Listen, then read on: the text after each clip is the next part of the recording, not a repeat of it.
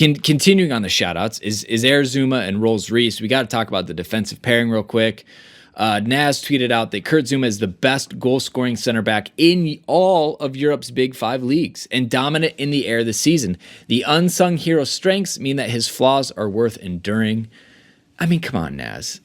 Zouma, 74.5% of his duels have won. Puts him among the top 20 in all of Europe.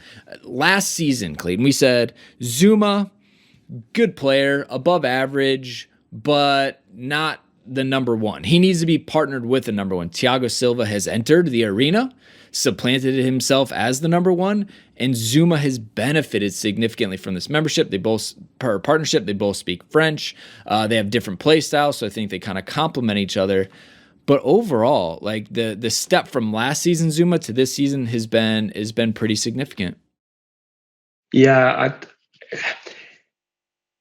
it's hard to cast your mind back to pre-injury Zouma when he first got in the team. He looked really special. He was strong. He was fast, and we thought we'd got somebody really good. And then he got injured, then went out on loan, had a couple of decent spells. But you wouldn't actually say that last season he was a complete centre half.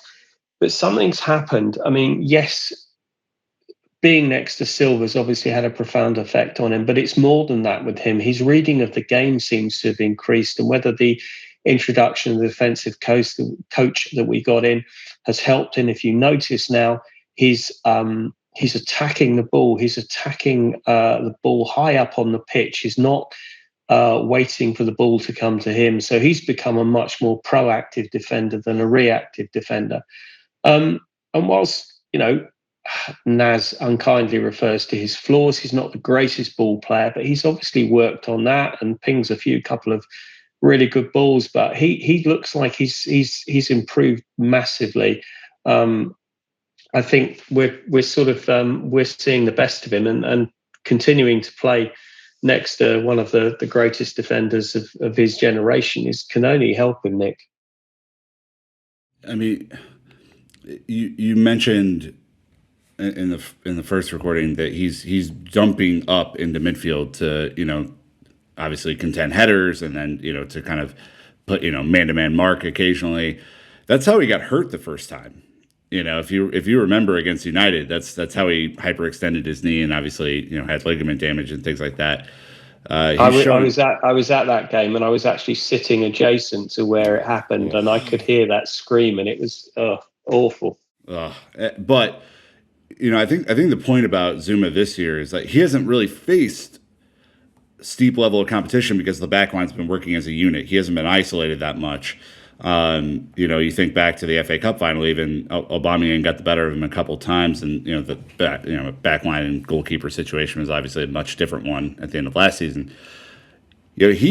Bamford challenged him yesterday. Bamford got the better of him a few times yesterday, but he's a competitor. He steps up with a goal, a big goal. You could argue probably one of our inflection points of the season with that goal, and he is converting now, Dan, headed opportunities at a rate that if he continues, he'll end up with something like 9 or 10 goals this year at the current clip, which is insane given that he really, really struggled to find his heading target system last year. It would always go over, always go wide. He's on fire right now in terms of that.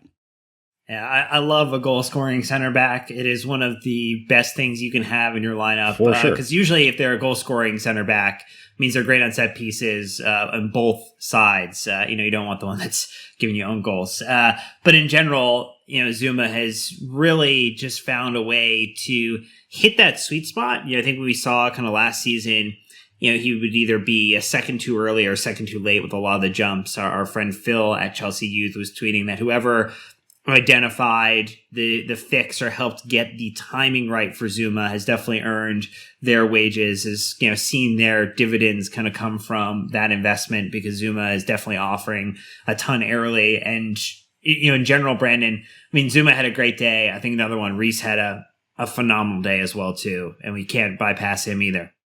So let's not. Look, Reece James, still a kid, shrugging off Bamford, right? Putting him in the dirt. And then just mean mugging him with those eyes, the look of disgust he gave him. That was a clear fuck you message. I have to say that out loud. The look, did you just what? Seriously? Because Bamford did try to pull him down and just was wriggling on the floor. Reece James' one arm is equivalent to most men's 2-arm tackles. So just that's your equation from now moving forward. So at Statman Dave laying it out, Reece James game by numbers versus Dirty Leeds United. 8 ball recoveries, 2 clearances, 2 for 3 on tackles, 2 of 2 aerial duels, 2 interceptions, 2 big chances created, and an assist. Some excellent deliveries and composed defending in the box. Clayton, you talked a little bit earlier about how Azpilicueta was expected to be playing this season. He started out a little bit, but that rotation at right back quickly ended. Frank has put full trust in Reece James. He's put full backing. Aspi seems to be, as expected, an absolute pro in this whole kind of transition process. But Reece James is still a kid, but he looks like a man amongst men out there. Completely established, solid, doesn't look out of place one bit. No, he's very exciting. Consider that he's not 21 till, is it a couple of weeks' time? It's just astonishing. As you say, I think you hit the nail on the head. He's a man. He's he's one of our youth academy products, but he's a man. He's nailed down that position. I thought he was absolutely vital to the win yesterday. Just harping back to what Nick was saying about how Nick and I were both at 2-1, just, spurning chance after chance, just waiting for them to score the equaliser in that last 10 minutes. He held everything together. For me, I don't know whether it was anything that I was seeing that was different to what other people were seeing, but for me, he was spectacular, and his tackles, everything that was coming down his side, he snuffed out, and he won the tackle to pass the ball for the third goal. He's just fantastic, and I think Dan, he's there as long as he wants to say, that position's nailed down for the next 10 years.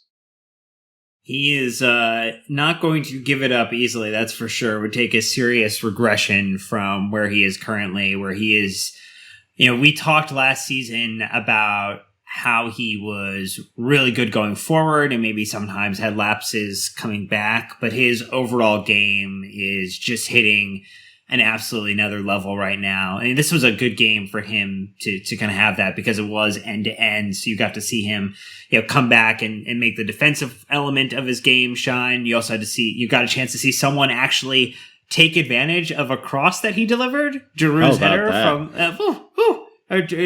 scoring off of a Reece delivery. Fantastic, because he's going to spam those balls in the box, and we need people who can convert those chances, because they are quite delightful. And so, no, in general, it's just been very exciting to see how Reece has made it his own. And I mean, I think the other nice thing about that is you can just see how much, Aspi is, even though he's only playing limited minutes, only getting in, in kind of substitute appearances or to give Reece a break, has continued to be the kind of just general professional and captain we've known him to be off the pitch too, and carried himself within that, which is, I'm sure he wants to be playing. I'm sure he wishes he was playing, but the way that this team chemistry, I just love this side. This side has, veterans, it has new additions, it has a manager who is your club's best player. It has all this narrative goodness in it, and you can't help but love this Chelsea side. No, 100%. I mean, I'm flashing back to midweek against Sevilla, but everyone shining in Golo's boots after the last assist that he made to Giroud.